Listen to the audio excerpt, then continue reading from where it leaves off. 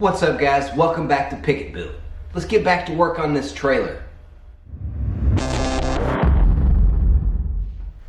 Alright, in the last episode, we finished up all the paint and body work on the outer exterior of this truck bed trailer. Now, let's do the inside of the bed. We're going to spray some Raptor Liner. But first, we got to do some taping up. Let's get to work.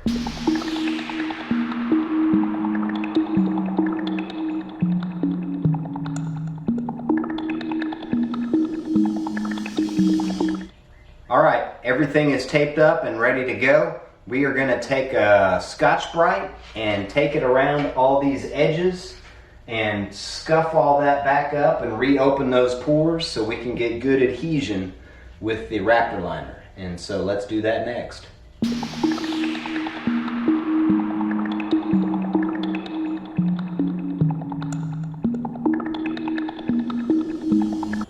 Okay, we are taped up and ready. I put a little bit on the floor just in case of some overspray. And let's take a look at the setup over here.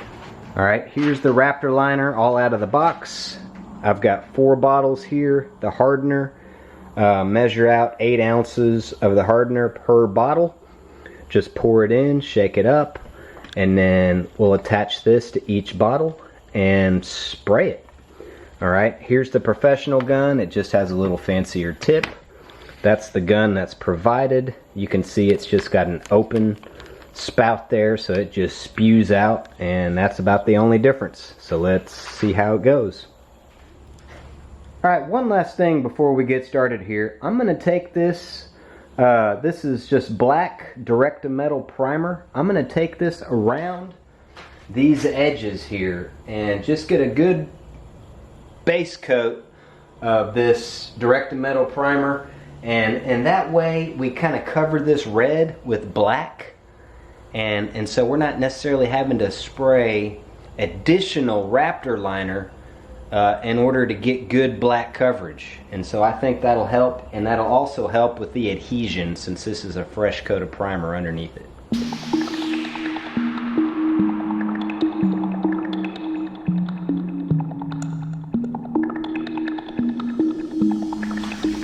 Alright, while I'm shaking this, I've just got a KN95 mask and some rubber gloves. I don't have an actual respirator this time. My other one kicked the bucket. I do have the garage door wide open, so it's fairly ventilated. We'll use this to help, and then in between flash times, I'm just going to step outside.